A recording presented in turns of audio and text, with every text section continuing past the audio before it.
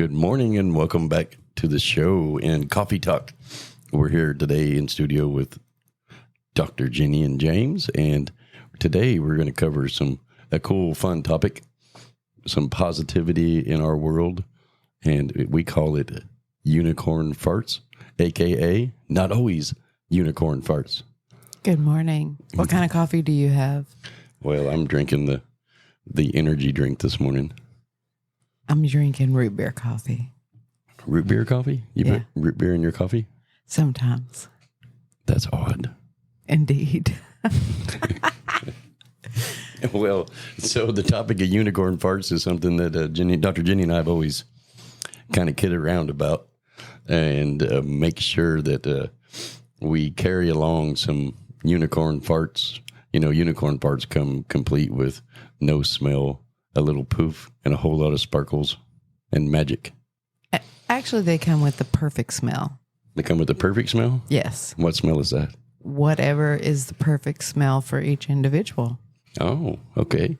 So not always unicorn farts is a statement that we use when we come across challenges in our daily life.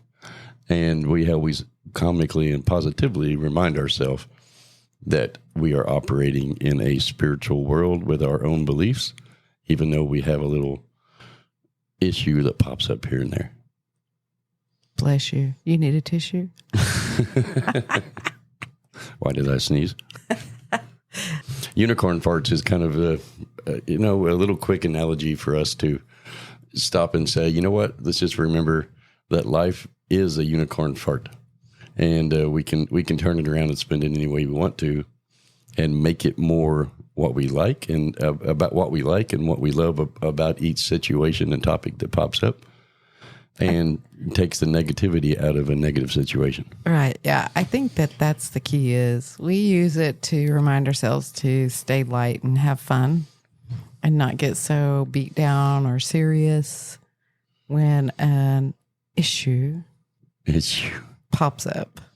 It's just a reminder to lighten up, relax. It's all going to be okay. It's all okay. We always hear that sound of this when we talk about unicorn farts, because it just dings and you hear that. You can just imagine the sparkles flying out in the air. For sure. Or cotton candy. So this topic came up the other day when we have a individual in our life that has a tendency to focus on the negative. And we were kind of reminding this person, I don't want to bring up any names or anything, but she has a tendency to lean towards the negative and focus on things that isn't what you shouldn't be focusing on. You know, life is not about focusing on the negatives. Negatives are part of our universe that we live every single day. And as a spiritually awakened being, we should be finding the positive in all of our journey. Well, I mean, that is true. But I would like to steer away from the shoulds and shouldn'ts. Mm-hmm. I would like to zero in on kind of just reminding us that things do pop up humanly. And if you're wanting to try and make something a little less sharp, to find something positive, I guess, to focus on when an issue does pop up. But at the same time, you have to let people be where they are, because each person is at their own pace, on their own journey. You get to decide in it how deep or how long or how far you can be around or be with that person on their journey, until you get to a point where you feel yourself getting swooped up in it. And then it's always a good idea to step back.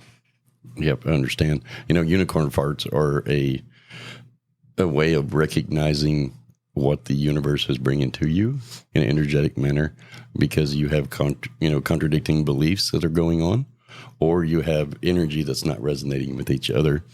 And so that's what the kind of the definition of unicorn fart is it's like, oh, hey, the unicorn fart's here today, and I got to figure out why. Am I putting out that energy and it's reflecting it back to me?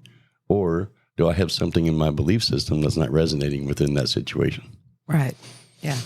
And so when we recognize the unicorn fart, you should stop and reflect and see what it's showing to you. Yeah, that's the best way to go about it, is if you find yourself in a spot where it's not feeling good, you stop, recognize that your feelings have changed, decide whether or not you can move forward on the topic without continuing to give it energy to the not so feeling good place, or can you stop and change your perspective to a better feeling place? Because the real key to all of it is checking in with how the situation, circumstances, or events make you feel. Feeling is your gauge. So let's talk about how we do that. Okay. Let's talk about, say, for example, we have somebody that we're not resonating with their energy. Yeah. So how do we recognize that? Well, again, you have to learn to be attuned to how are you feeling? How do you feel at that moment? That is the big gauge. That's the gauge to this whole game, to this whole thing. If you are around that person and they are bringing about a feeling that does not feel good to you, what that represents is you're out of alignment with your true vibrational aspect by the way you feel. And so at that point, once you recognize that, your next decision is, what am I going to do about it? Pain or pleasure? That's right. Because we operate daily within the parameters of pain and pleasure. On some degree, some level, everything is pain and pleasure. We move towards the pleasure, move away from the pain, unless, of course, you have belief systems in place that, or habits that make you keep seeking out the pain. For example, if you don't have knowledge about yourself that you're a good person or that you deserve a drama-free life, then unconsciously you'll find yourself being drawn to the drama. For example, like when you have, a bad relationship. I see this a lot with people where they're in a relationship with somebody else and their growth has changed so much they no longer resonate with that person. But the pain of getting or of staying in it is not greater than the pain of getting out of it. That's right. And so when that pain of staying in it becomes greater than the pain of getting out of it, that's when they will stop and say, okay, this is not resonating with me anymore, and I'm going to move towards my pleasure. Yeah. And the pleasure of all of it, when you recognize that, it immediately will change that energy. And part of being spiritually awakened is recognizing when you're not resonating with that energy anymore and being okay with that. Yeah, that's true. Part of what we call the awakening process, though, is becoming more and more self-aware and practicing that. We have to remember that this is all a practice. You practice new habits, new thought patterns, new actions. You have to practice it because it took you 10, 20, 30, 40, 50 years to practice the habits of where you're at now. The awakening process is becoming more self-aware of what are the habits that I'm currently doing mentally, emotionally, physically, verbally, in all the areas. And recognizing that, oops, I've gone back into the old habit. Let me do something that will put me back into a new habit. Let me practice that. And so with practice, hopefully comes ease on oneself of personal judgment. Don't batter oneself up because, oh my gosh, I messed that up. I'm such a dummy. I'm such a bad person. I can't do this, because that just perpetuates more of the yucky feeling. And so the resonating with you is what controls that is your belief system. And those contradicting belief systems can create the negative feeling within it. Yeah. So the habits that you currently perform on a daily basis, those actually create the beliefs, which are the rules that you basically live by.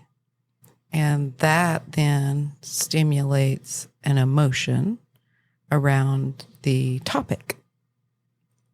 When you get tired of having that create a certain kind of reality, and you decide that you want to feel better and that you want to be happier about the topic or not so stressed or easier about the topic, then you want to go in and consciously redesign your habits, which then will, in essence, let go of beliefs, because it allows you to focus in and zero in on, okay, what belief is it that I have to have for this to continue to show up in my reality? When you find those beliefs and you change your habits, and the belief system behind it changes, it becomes a pleasurable feeling, which is also a unicorn fart. Anyway, so the contradicting belief systems that we contain, that we learn over the years, when we're young, we learn our parents' belief systems. And as we age and we grow, people call it the rebellious time when teenagers start rebelling against their parents.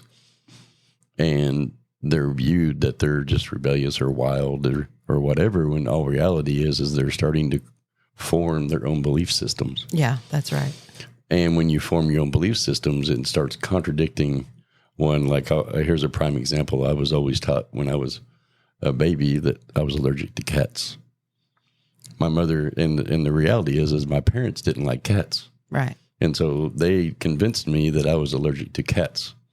And so I went through my entire life without ever having the pleasure of owning a cat. And one day, my beautiful Dr. Jenni found a little baby kitten, and we now are proud owners of 4 cats with I have nothing in my belief system that believes now that I'm allergic to cats at all. Right. Yeah. And so that's a contradicting beliefs. And I remember when you decided to keep that cat, I was like, wait, I'm allergic. And what so I say? You was like, well, I don't remember what you said, to be honest. I think at that point I said to you, you can be allergic if you want to, or you can choose to not be allergic if you want to. And then that kind of started us on that journey.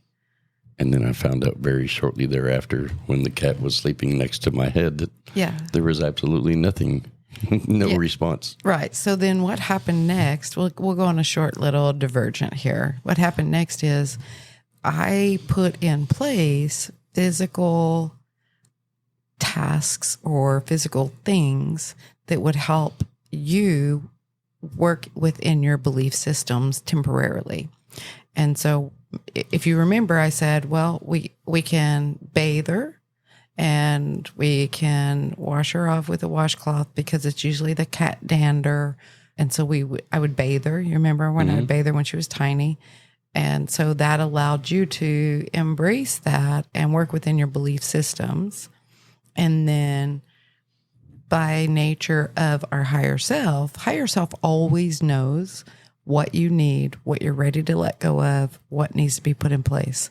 So then you go to sleep, you wake up, and she's grown to the point where she can get up and walk and get out of the little box. And she wakes up next to you.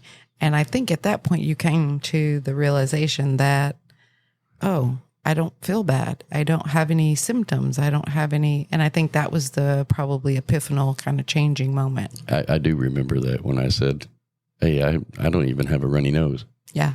And it was kind of a wake up moment for me. Yeah. And it kind of really projected me into realizing that how strong our subconscious mind is. That's right. And the beliefs that we hold, even if we develop them ourselves or if we're given them from others around us Yeah. in our bubble that we don't control at the time because we're kids. Right. Yeah, for sure. And that was a really epiphanal moment for me because I was worried and creating this negative energy based off a belief that wasn't even my belief. Right. And so I learned to control my beliefs, which in turn changed the energy. And now we're a proud owner of 4 cats. Right. With no symptoms. With no symptoms. Yeah. And so let's back up for a second because I think that's a very, very good topic to talk about. We were not taught to upgrade our operating system.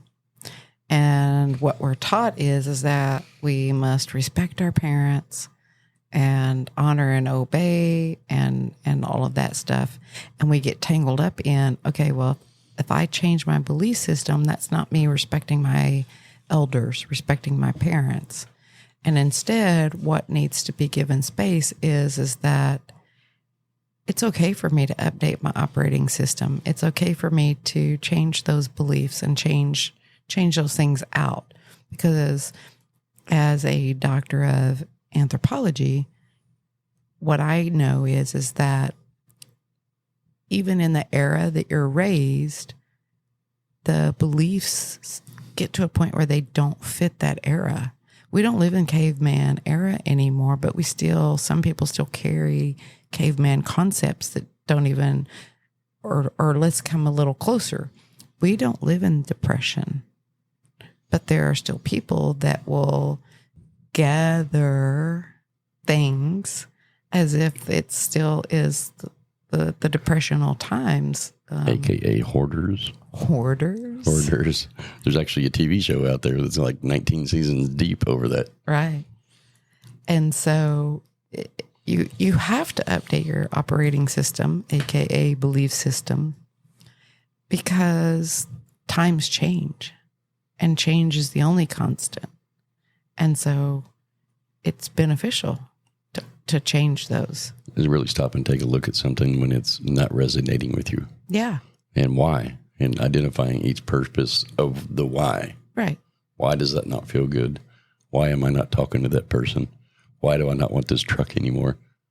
You know, Right. There's all sorts of things along the way that creates those unicorn farts. So, you know, the main part of that, I think I took away from the allergy thing is I even went to the ENT when I had when I had a little bit of a sore throat, and they scoped me and they did allergy test on me, and guess what? I had no allergies to any animal dander. Nothing. Amazing. And so that's just one example of belief systems that can be contradictory. You know, like one of the main ones that we come across a lot is what in the spiritual world is referred to as abundance. Yeah. Because people have a tendency to take on the beliefs of those they were raised by. And like, you know, here's a prime example of that is you have wealthy people create wealthy kids. Right? And so the one thing to take away from it is it's perpetuated if you continue the belief. Right. Or even in the other direction, people find it troublesome to create abundance. And so one way to change the viewpoint is you're always abundant. It's just what kind of abundance are you creating? Am I creating lack? Am I abundance of lack? Am I creating abundance of fear? Am I creating abundance of illness? You're always abundant. You just get to choose what you're abundant in. That's correct. And so the concept behind all of this, how I look at it within myself is when I have that unicorn fart moment to where something's not resonating with me, I try to figure out why by looking back and finding that moment again and how it made me feel and reviewing, you know, the belief behind it, what energy am I putting out in that moment? And if I can identify the belief, it's going to change the energy you put out in that moment, which in turn creates the environment or the universe gives it back to you exactly what you put out. And if you clear that belief and change that energy into a positive moment, then you're going to get positive back. Yeah. So let's go a little step further in that and tie it into the human world. Listen, I have to get up and go to work, right? So what I do, Why can't I be rich? You are rich. It just depends on what you're rich in. Oh, good point. So there would be times where, and there still is, there's times where things will rise to the top that don't feel good. And if I'm in my human world, going to my job or dealing with errands or, whatever, and I can't stop, go into a meditative state and really deal with that, I carry around, and most of us have phones. So we've got a little notepad on our phone to write that topic down. I used to even carry around like a little voice recorder, and I would pick it up and record the topic on my daily journey to go back and look at it. And then I would kind of mentally set it aside and go on about my day. And that gave me the freedom humanly to say, oh, okay, I've written it down. I've documented it. I won't forget it.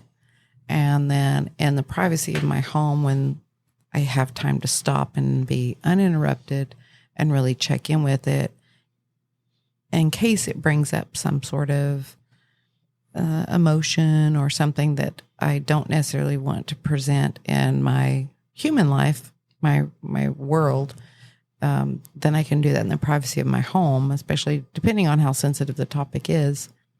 And then whenever I get home, I always try to give myself a block of time where I go to my sanctuary space and look at those topics and see which one feels like the one that would benefit me the best to look into, dig around in, address. Bring it to reality in that moment. Yeah. And, that's the key part of this is we as beings have to stop and figure out what part of life do we own. When something is a negative and brings up that unicorn fart moment, we have ownership in our own universe and our own reality, and stop and say, well, it's not their fault that whatever they're doing, it's not the company's fault or whatever they're doing. We have to stop and say, why does this bother me so bad? That's right.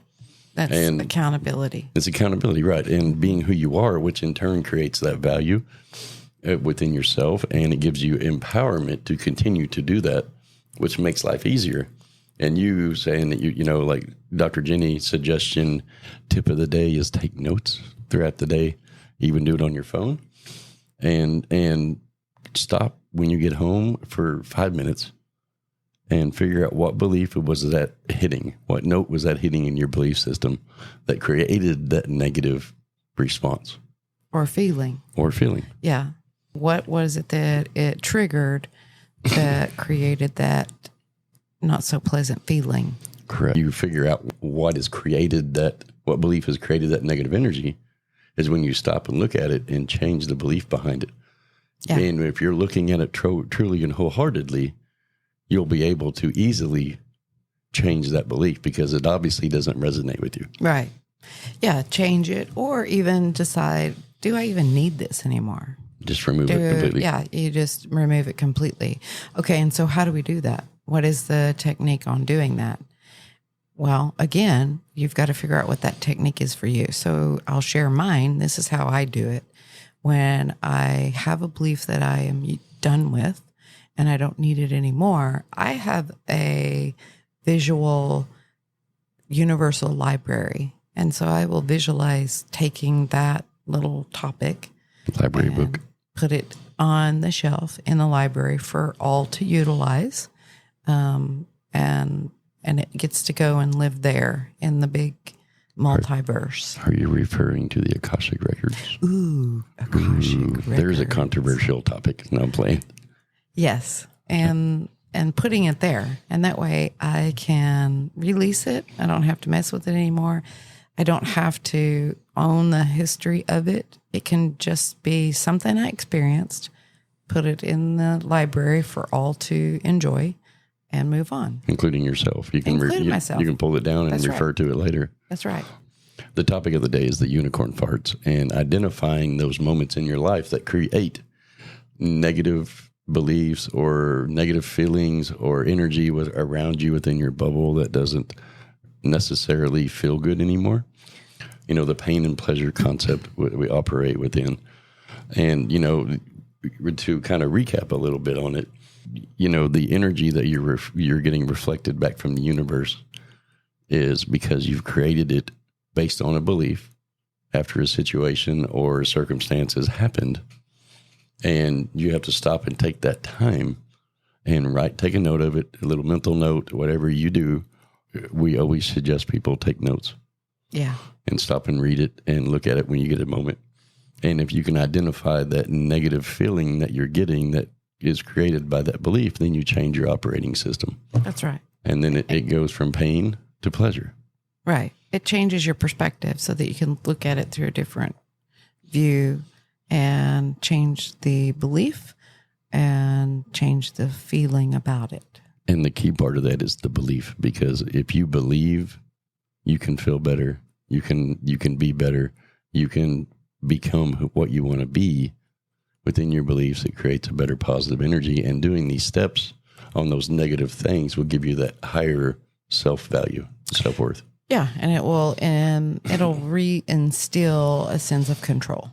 Yes, in your reality. And because ultimately you have that control. That is correct.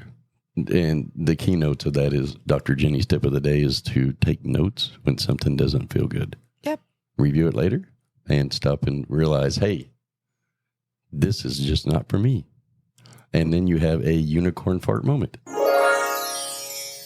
Yay. And enjoy it. So the topic of the day, we're going to post more on the coexistence. And, you know, as we go through each one of these systems, we're kind of just randomly creating topics, but we will follow up on every topic. Nothing is random. We are creating topics based on where we're guided to go with it. I agree. Linking in with that spiritual self. And if you that are listening need to hear this, then remember, take notes if it don't feel good and stop when you get home, look at it, figure out the belief, change the belief or the AKA operating system, however you want to do that. Take your shoes off and walk out in the grass and be grounded or whatever that is. Then make sure you completely remove that out of your belief system or put it on the bookshelf like Dr. Jenny does. That's right. Well, Dr. Jenny, I think we're going to wrap this one up today. Thank you all for listening and enjoy your unicorn parts. Unicorn part day. Anyway, thank you all for listening and like, subscribe, download, tell your friends about us, and make sure that you keep reflecting on yourself. Remember, it's all pain and pleasure. Thank you for listening today. Peace out. Dr. Jenny says peace. Deuces.